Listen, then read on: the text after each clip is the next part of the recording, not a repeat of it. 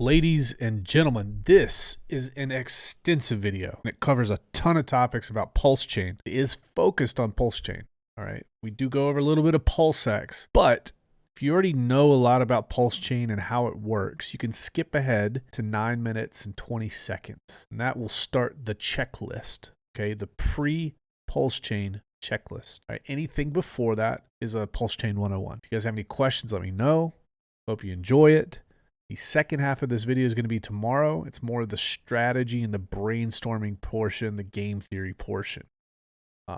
As always, rags to riches. Do not like, comment, or subscribe.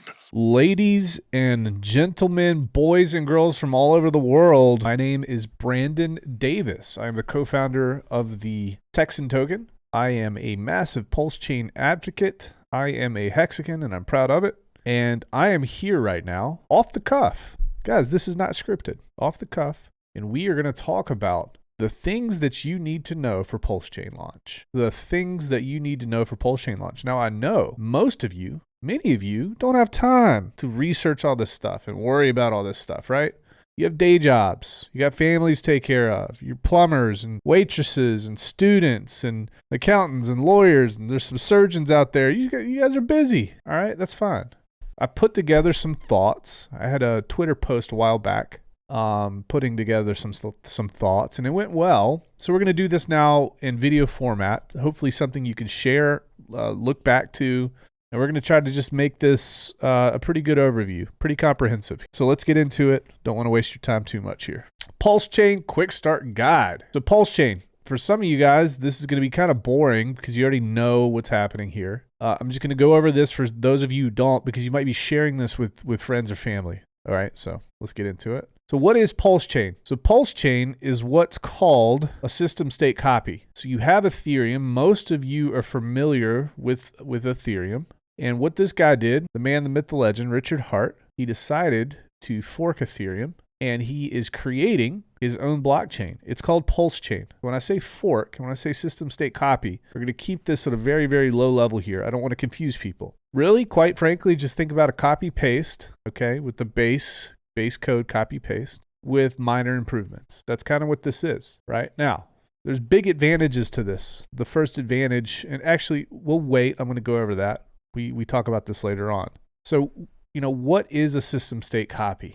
Real quick here, guys. So each time a transaction is added to the Ethereum blockchain, it's like a new chapter is added to the book. However, just like with a real book, it can be time consuming to read through the entire thing every time you want to find a specific piece of information. That's where the system state copy comes in. It's like a bookmark that allows you to quickly jump to the most recent chapter of the book and get an up-to-date view of the current state of the network. Okay, we're using metaphors here, folks. The bookmark not only saves time, but it also ensures that everyone is on the same page, as all nodes quickly sync up to the same system state copy and maintain consensus on the state of the network. So here's what all this means. I probably lost you on the back half of that, and that's okay. Just know this. For those of you that made sense to, awesome. For those of you that it didn't, just realize that we are taking a snapshot in time of the entire Ethereum blockchain. We're going to take that and we're going to apply it to a new network, a brand new network, completely separate from Ethereum. It's called Pulsechain. And we're going to start from there. There's some cool stuff that comes with that.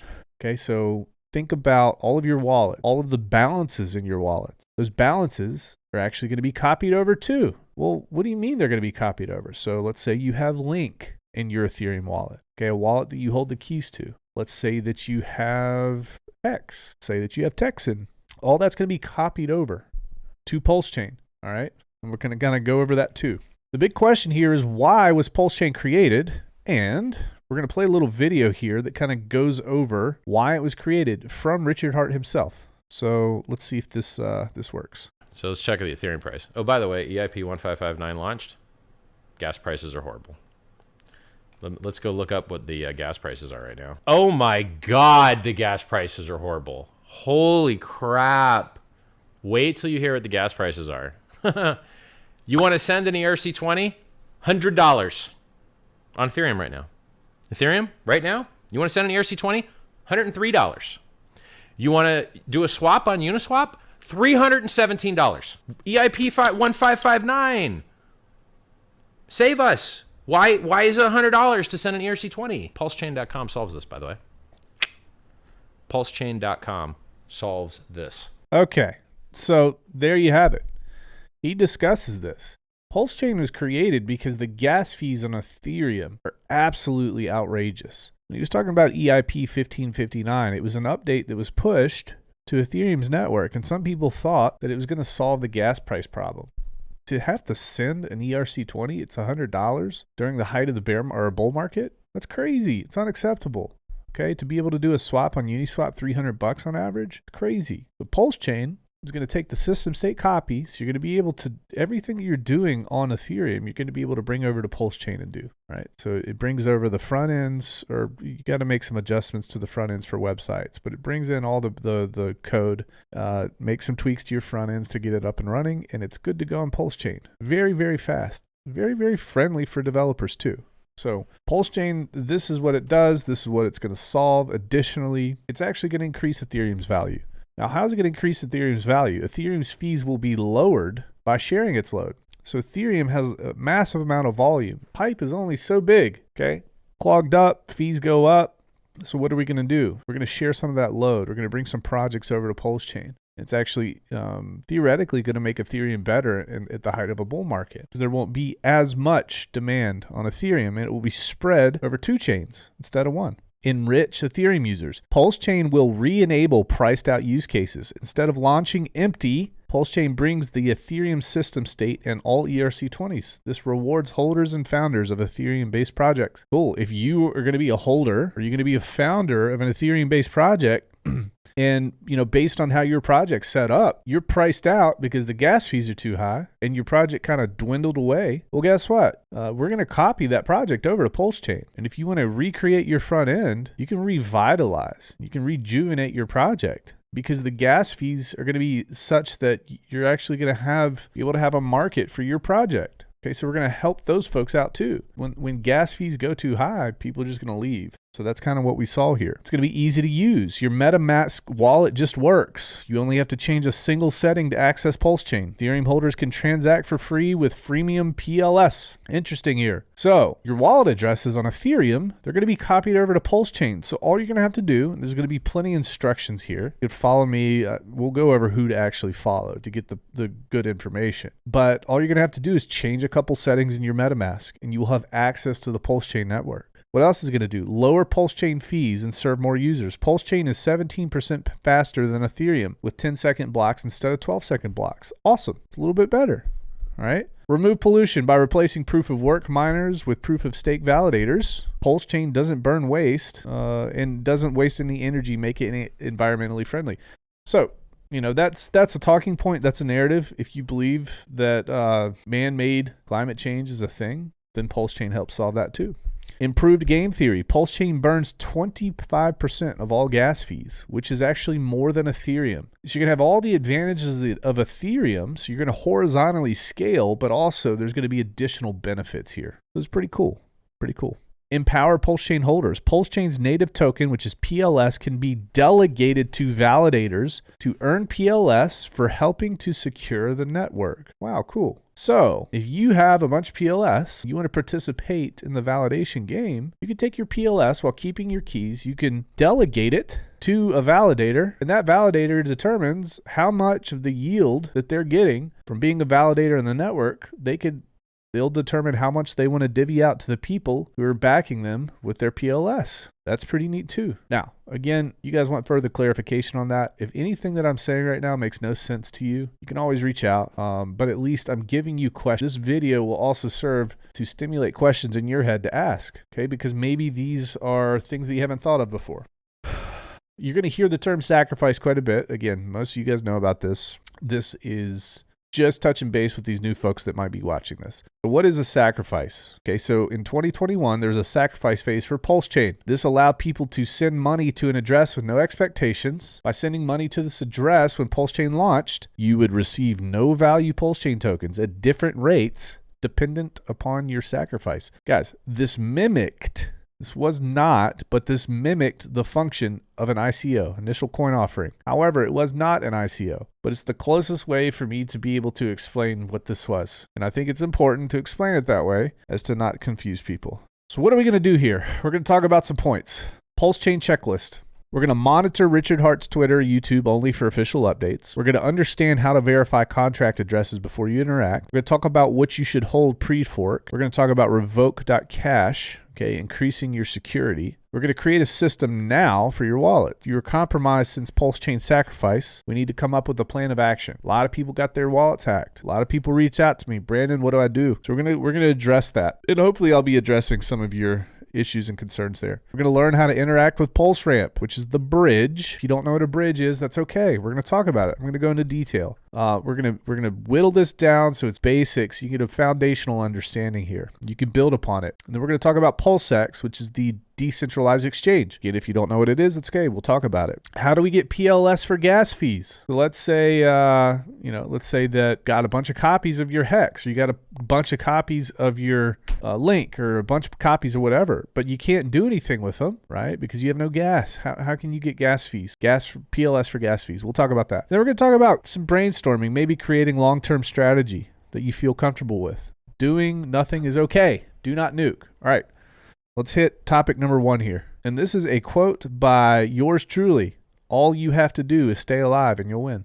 Just stay alive. You don't have to do too much. Very counterintuitive in cryptocurrency. A lot of times, the less that you do, the better off you are. Actually, most of the time. That's actually a rule that applies most of the time. The less that you do, the better off that you are. We need to monitor Richard Hart's Twitter and YouTube. So, guys, as we lead up to Pulsechain, and even after Pulsechain launches, it's wildly important to adopt a mindset of zero trust. Well, what do you mean by zero trust? This is what I mean. Don't trust links or information that I give out. Don't trust links or information in Telegram. Don't trust DMs from anybody. Follow Richard on Twitter and YouTube and only use information coming out of these channels. There's going to be, I can think probably 5 or 10 on the top of my head right now. There's going to be 5 or 10 influencers that are going to say, monitor my Twitter and follow me to stay up to date, to get the right information, this, that. Guys, here's what you're doing. You're putting your trust in a human being to give you accurate information. And as much as I would like to say, hey guys, follow me, listen to me, watch my channel, this and that for the up-to-date info, don't do it, okay? Because I'm a human and I am not perfect and I can make mistakes. And the problem with me is if I make a mistake, thousands and thousands of people get wrecked, all right? I don't want that responsibility. I don't want one person getting wrecked. Monitor Richard Hart's Twitter and monitor his YouTube. If your excuse is, well, I don't use Twitter, create a Twitter right after this, follow one person and set notifications on. Richard Hart win. I'm pretty sure you can handle that. You'll get Twitter notifications pop up. This is important too, guys. This is a point that I'm not sure I've heard talked about. With the advent of AI, I would not trust any audio or video clips coming from any other source apart from Richard's official channels. Guys, have you seen what AI is capable of? And I'm going to tell you, man, there's wolves out there. They stop at nothing to extract value from you at almost any cost. Okay, so they will do deep fakes of Richard Hart, okay? And they will share it in their channels, and it will look legit. Do not trust anything. Do not trust anything that does not come from Richard. He is your first line of verification. If it comes from him and you see something else pops up, verify it off his stuff. So important. Talking about contract addresses. We're talking about websites.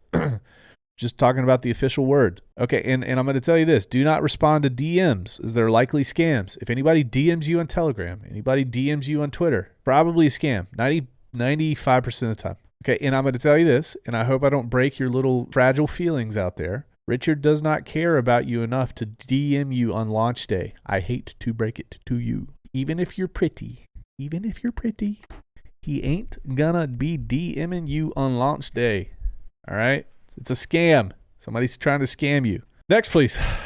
We created a scammer's ballad. All right? In the land of crypto, beware the scammers. They'll promise you riches, but they're just bad planners. With their slick talk and flashy ways, they'll try to steal your coins and ruin your days. They'll lure you in their smooth talking style, but in reality, they're just a bunch of vile thieves who want to take your money and run, leaving you with nothing, not even a pun. So don't fall for their tricks and don't be a fool. They're just trying to make you look like a tool. Keep your crypto safe and hold on tight. And if you see a scammer, just say good night.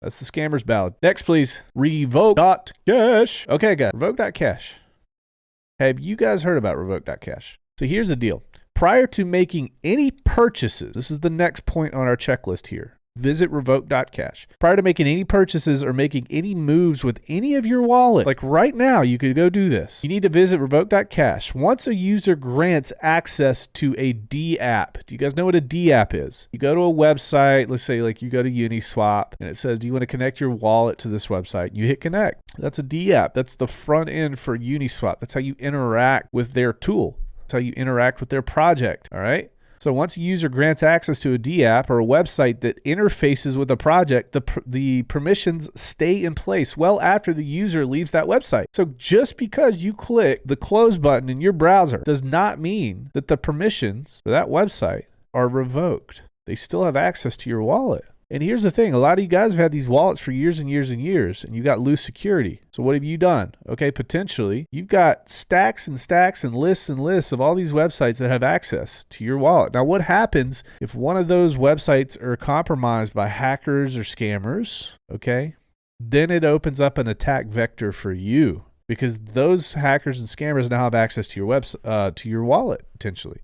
Revoke.cash. Also, check this out. If you get scammed, somebody gains access to your wallet, what they can do is actually go to a website and they can connect your wallet to that website, which is actually a website that has malintent. It's a scammer's website to get permission to have access to your wallet and you not even know about it. So you regain access to your wallet, you try to move funds around or put funds in to move stuff out, and they drain you again. You're going to be very careful. Revoke.cash. Do it now before you start making any major moves when Pulsechain launches. Everybody should be doing this. In my humble opinion, not financial advice, financial opinion. So understand how to verify contract addresses.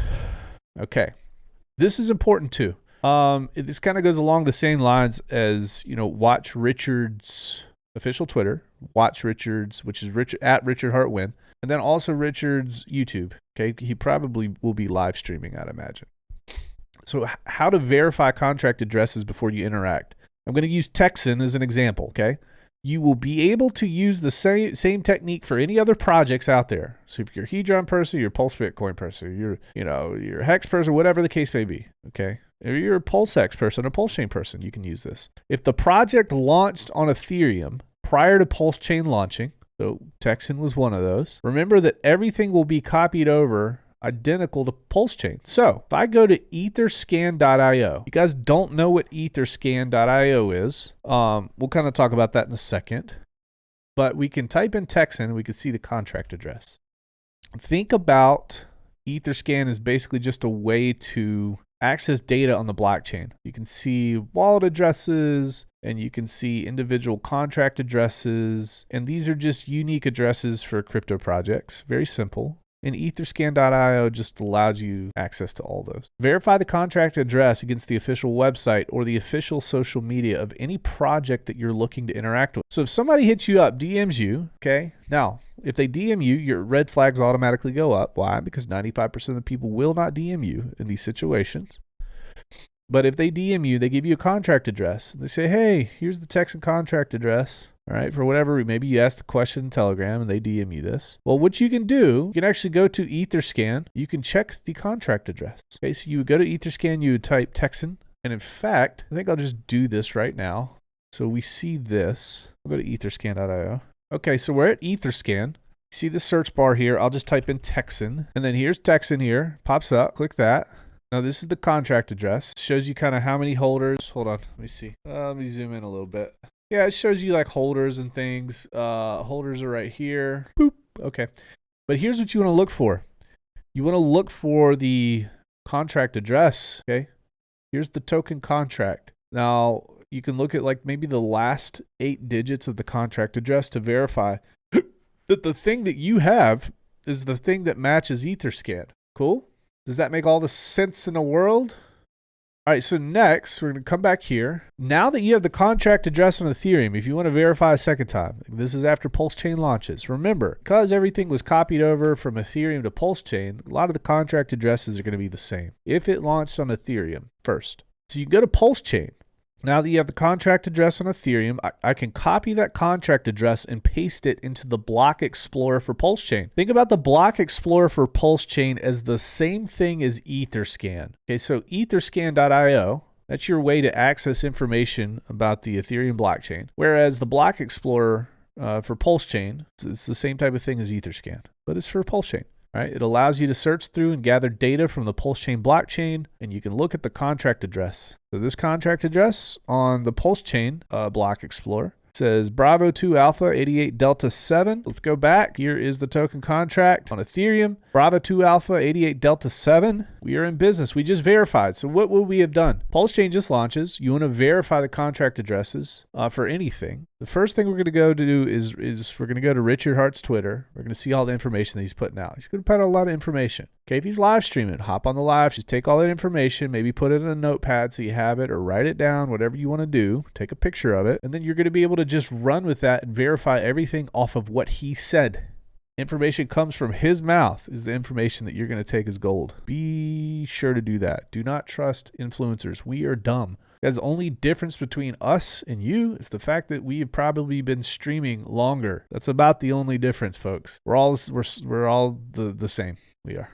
Okay. So use this method of verification for any contract address that you are skeptical of. Look for transaction history in the block explorer. Now, let's go back here. And in fact, we'll go back to Texan, for example. All right.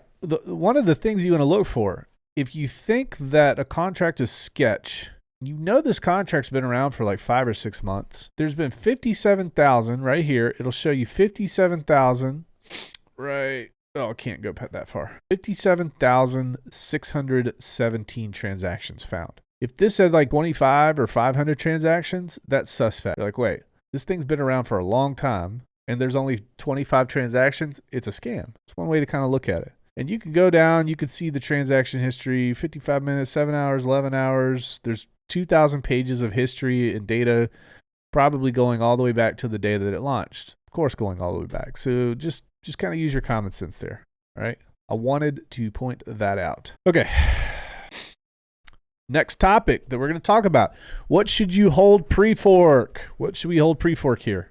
All right. So that's me. These are tokens that I'm holding. This shows the copies that we're going to get when Pulsechain forks Ethereum. And here's my wallet. What's going to go in my wallet? Let's talk about it. Do not hold Ethereum. For God's sake, do not hold Ethereum. Part of the system state copy that we spoke about earlier includes the benefit that all Ethereum tokens in your wallet will be copied over to your Pulsechain wallet. However, it's important not to allow the whale wallets of Ethereum to also be copied over to Pulse, because Pulsechain supply is so high compared to Ethereum. Ethereum will be diluted 1.2 million times versus Pulse. Richard did not want the whales from Ethereum to be the whales in Pulsechain.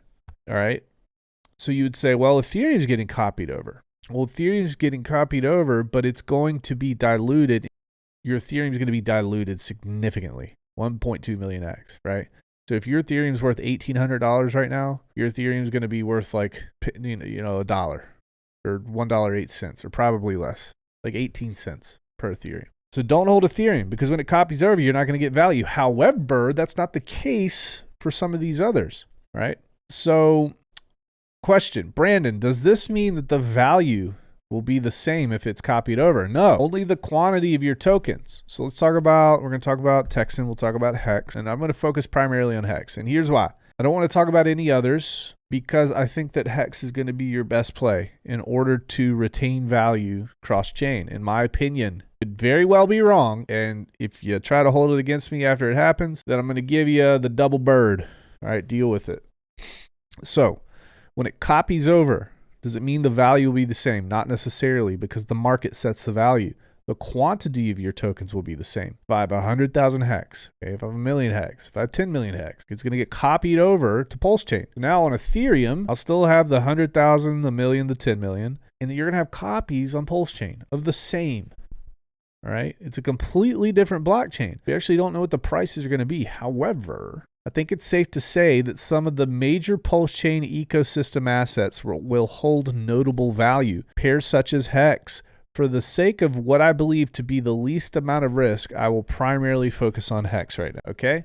I think I'm going to hold Hex at the fork going to hold others, but anything else is more of a risk in my opinion because we don't know what the markets are going to do. But hear me out. Logically speaking, since Pulsechain is Richard Hart's baby and Hex is also his baby, he will want both to do well. Additionally, there are many Hexkins that want to see Hex transition well at launch. I think from a standpoint of liquidity and also motivation and aligned incentives, Hex will do well to maintain its value across two chains. I will also say that there are many other people out there who are part of other communities that want copies of those assets on Pulsechain. For legal reasons, I will not talk about the token I am co-founder of, but I will say that I would feel comfortable holding Hex at the fork, especially considering it has dropped 60% from its local high. A good opportunity to grab a bag before Pulsechain launches. And maybe Hex pumps, potentially. Maybe Hex pumps when Pulsechain launches. Who knows? But the whole point of this is hold Hex before the fork. You're going to get that copy on Pulsechain. Now, the neat thing is, you have 100,000 Hex at 5 cents. Wouldn't it be nice if you had another 100,000 Hex at 5 cents on Pulsechain? And maybe that happens. We'll kind of talk about that a little bit more too. All right. Let's talk about your wallets. All right. You guys are champs. We're 33 minutes in. Now, this is edited, so it's probably less than that. Because Pulsechain is a system state copy of Ethereum, you can actually create wallets now, and they will be copied over to Pulsechain. If you have a large amount of crypto or even a small amount, you can decrease your risk of being compromised by creating multiple wallets to divvy up your asset allocations. Now, this is important. You're going to want the assets on different seed words. Okay, so when you go into MetaMask, you have the option to you create a wallet. It gives you your seed words, and then it gives you the option to create additional accounts. All right, so you're thinking, I can create additional accounts. I could put different crypto in there. But guys, remember, it's all under the same seed word. So if you have one seed word, and then within that seed word, you have 10 accounts, they're going to have access to all 10 of those accounts. So from a standpoint of creating as much friction as possible for a hacker or a scammer, you're not going to want all those assets under the same seed words. I don't think you're going to want to. Now, it depends on whatever you're trying to accomplish. Looking at it that way, it's not going to work. Okay, so what do? Create multiple wallets with different seed words, okay, and put your assets in there. So let's say you sacrifice for Pulsechain. You get a big old bag of Pulsechain day one. If you do this now, you create your wallets now, they'll be copied over. You'll have access to your wallet on Pulsechain. You can take your allocation of Pulsechain and you can divvy it out between those wallets that have different seed words. You do that pretty quick. You can take care of that stuff now. That way you're not freaking out day one. Also important to remember, if you have non-PLS assets in a wallet, you may want to consider removing PLS from that account until you want to transact. Okay, what do I mean by that? All right, so let's say that day one, you got your PLS, you break it out in a wallet. You're not going to want to keep PLS in those wallets. No, why is that? Because if a hacker or a scammer wants to move your assets after they've gained entry to your wallet, you would make their life more difficult by not having PLS in there mixed with Hex. Or Texan or whatever. So let's say you have Texan in a wallet, okay? And hacker gains entry. And you've got PLS also in that wallet, well, that's going to be easy. They can just transfer it right out. Whereas if you just had Texan and no PLS, they're going to have to make a couple moves to be able to get the gas fees in there to be able to transfer it out. Maybe that gives you just enough time to save your account, okay? Or maybe it discourages the hacker enough for him to just be like, screw this, I don't have time for this. So just something to think about there, all right? Makes sense. If it doesn't make sense, I'm sorry. Ask me in the comments. I'll try to look in the comments here. So for those of you who've been compromised since your sacrifice and you're worried about losing your sacrifice tokens at launch, consider getting wallets ready to immediately transfer out as soon as Pulse launches. All right, this is a race against time. Some of you guys have had your sacrifice wallets compromised. All right. And you know that they're compromised and these people have access to them. So you're praying that they don't know that these tokens are going to be airdropped to you. But I'm just going to tell you guys, they can set up notifications. They can see when these tokens are airdropped. So it's a race against time against these guys. So what you can do right now, go ahead and do all the legwork so you just have the least amount of actions possible when this thing launches. Create the wallets that you want to transfer your PLS or your PLSX, which is your PulseX. We'll talk about that in a different video. But create the wallets now. So as soon as this thing launches, you can go in quickly, okay, with a sense of purpose, and you can transfer it out within minutes, hopefully seconds. That's what you're going to want to do. So get that ready now. It's a race against time. Take all those actions now, so maybe you can beat these guys. All right, maybe you can. It's not a guarantee. Do the legwork now. All right. Here's another little thing that you can do. You can actually put small amounts of hex in these wallets. That way, the wallets that you create today, that way when the fork happens, you can immediately take the hex copies, trade for Pulsechain, and then send out your PLS to these wallets. So you're kind of like prepping yourself for gas. Now, I think Richard did say that there's going to be small amounts of Pulse for transacting initially to kind of get the network kick-started. So if that's the case, then you can use that. But if that's not the case, you can go ahead and put hex in these wallets that you create today, knowing that it's going to be copied over to that PLS wallet. So you'll have hex in the PLS wallet, and you'll have your Pulsechain, and maybe you're good to go. Okay. Now, here's another thing that you'll be able to see. If you do put a little hex in there, in that wallet, you can see if the hackers can actually see that you put hex in that wallet. You kind of test them and see if they're awake here. Don't do too much, okay? I'm talking like maybe $10 in there or something. Just be careful. You can test it out. All right, so what's next? You've got all your wallets set up. You've run revoke.cash. You've pre-staged hex for the fork. You're not holding Ethereum because that's not going to do you any good. What's next here? All right, let's talk about it. Pulse ramp. Okay, Pulse ramp. This is a bridge. Don't worry. I'm going to tell you what this is, okay? This is what pulseramp.com. This is what it's going to look like. You're going to hit this button, connect wallet. It's going to pop up your MetaMask. You put all that info in there. Now, what I'm going to do is teach you conceptually what exactly it is, because that's very important here. Pulseramp.com. What is it? How does it work? A cryptocurrency bridge can be compared to a translator who helps people from different countries communicate with each other effectively. Again, metaphor time. In this metaphor, each blockchain network represents a different language. So Ethereum, maybe it's English. Okay. We'll say actually Ethereum is Chinese and Pulsechain is English. Makes sense? Okay. Different languages. It's got its own unique rules and its own unique vocabulary, its own unique grammar. Like people from different countries who speak different languages, blockchain networks often struggle to communicate with each other and may have difficulty exchanging assets or information. All right. So this is what we're talking about here. Okay. We've got Ethereum, we've got Hex or Texan or Hedron or whatever you want on Ethereum. That asset cannot just be easily transferred over to Pulsechain. There's a process that has to happen to that asset for it to be able to be used on Pulsechain because it's a different language. You have to modify this thing. You got to do something to allow it to be used on Pulsechain. And this is important because we're talking about value. It's like, how do we get the value from Ethereum? How do we get our assets from Ethereum after Pulsechain forks? Let's say, your on-ramp is connected to Ethereum. How do we get that to Pulsechain? We're going to talk about that. A cryptocurrency bridge acts as a translator, helping these different blockchain networks communicate and understand each other's languages. It does this by translating the assets or information from one blockchain network to another, allowing them to be exchanged seamlessly between the different networks. This makes it easier for people to use different blockchain networks, just as a translator can make it easier for people from different countries to communicate and do business with each other. Okay, without the translator, you're not doing much business. Okay, you're going to be doing grunts and body language. That's not necessarily good. All right, just ask your. I'm not going to say it. It was going to be a joke about a wife, my wife. This makes it easier for people to use different blockchain networks. Okay, we talked about that. It's also good for flexibility and innovation in the crypto space. So let's see how this works here. All right. So in this instance, we're going to talk about Texan. We've got Ethereum Texan. So this is Texan that's launched right now. It's on Ethereum. What we're going to do, we're going to take this Ethereum Texan, and all you freaking nerds out there, chill out. I'm not going to go crazy detail because it's not for you. You already know. For the regular, normal, non-weird people out there, these people aren't like you and me, guys. Okay. Ethereum Texan. You're going to take it. You're going to go to this website, and you think about this website is just, it's like a contract. Okay. You're going to take it. You're going to lock your Ethereum Texan in this contract. So here it is. Here's the lock. You take it, you put it in there. Let's say I got 100 Ethereum Texan. What it's going to do, it's going to lock up that Ethereum Texan, that actual value, and then it's going to issue 100 Ethereum Texan in Pulsechain version. It's going to issue Pulse Texan, right? Pretty neat.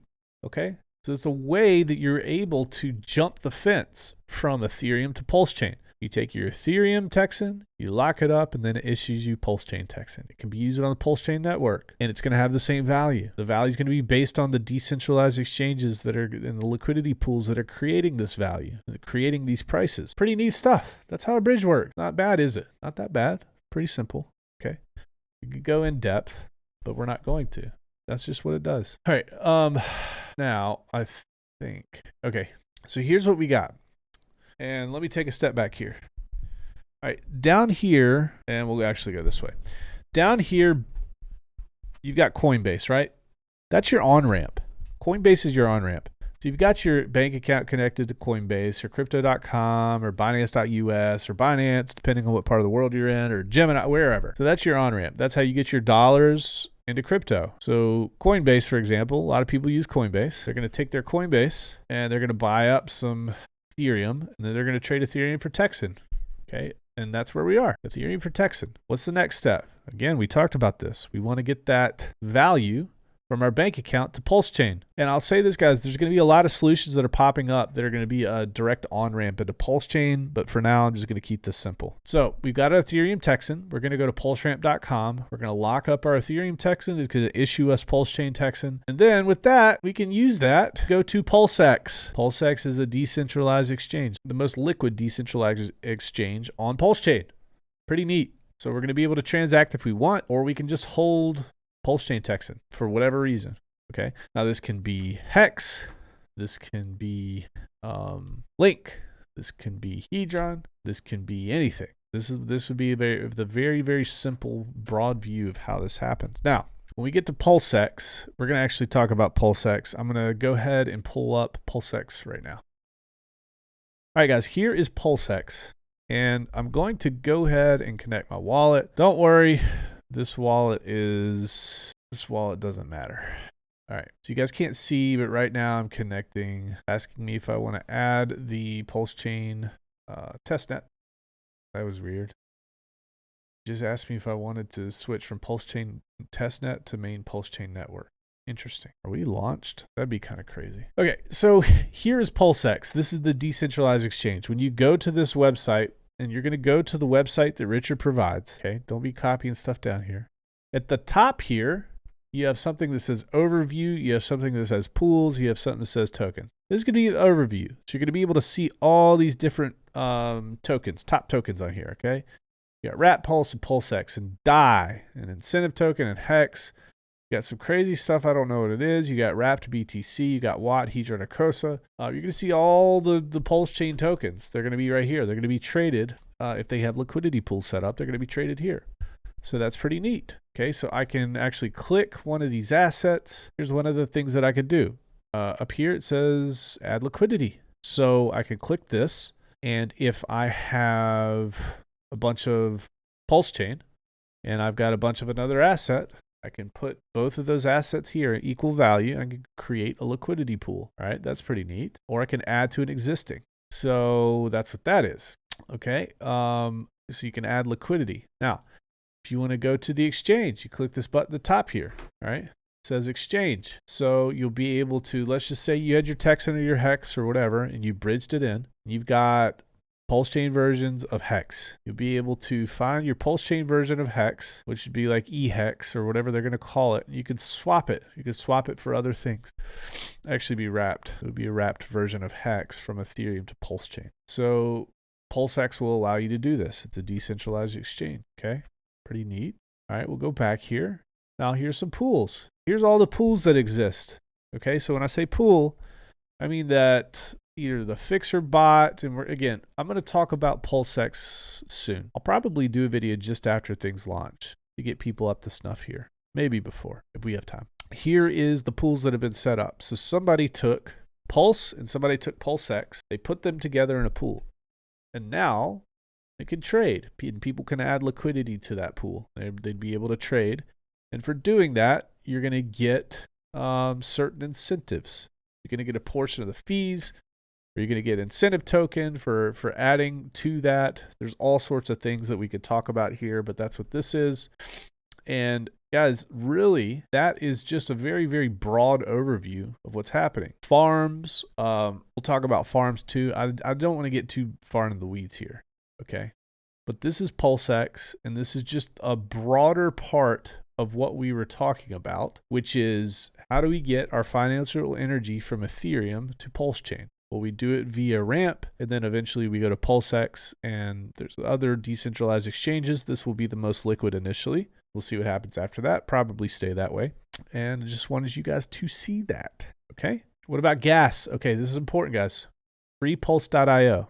You can go to freepulse.io, and every hour you can free claim PLS. You're going to be able to do it. So you'll be able to free claim it, which is pretty cool because you can actually go and free claim. You can use it for transactions. It's very small amounts. Okay, but it's kind of like a gambling website. So you can free claim it, and then you can go and you can play games with it.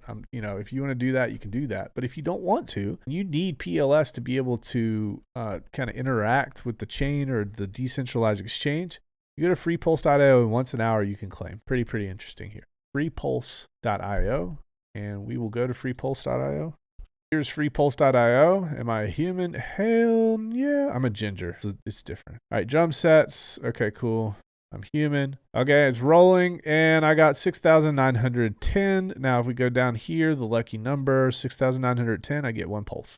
Okay, cool. You can get up to $200 of pulse every hour. So interesting stuff here. Party. Now, you can go to play on testnet. Now, this is what's going to be kind of showing up later on. And here are the games. You have like roulette. You can hit 50, multiply mines, tower, all sorts of things. But you can claim your free pulse. So this is going to allow you to transact, which is really cool. All right. Not only that, Richard mentioned that they would probably be doing this sort of thing. Okay. They're going to be giving free pulse in everybody's wallet to be able to transact. All right. We got that. Strategy and brainstorm. All right, guys. I'm going to stop it here. All right, because we've gone over quite a bit. You guys are probably tired. I'm going to release the next video tomorrow, and this is going to be the strategy and brainstorm video. This is probably about 15 minutes. All right. So stay tuned. I really suggest, I hate to say this, for the first time ever, if you want to get notified when that video pops up, then you know what to do. Okay, this is going to be on YouTube. You know what to do. So guys, I hope this is helpful. Let me know in comments what I can go over tomorrow when I release the second video. Let me know if this was helpful. If you want to share it with people, awesome. If not, that's fine too. Ladies and gentlemen, boys and girls, my name is Rags to Riches, and I am out of here.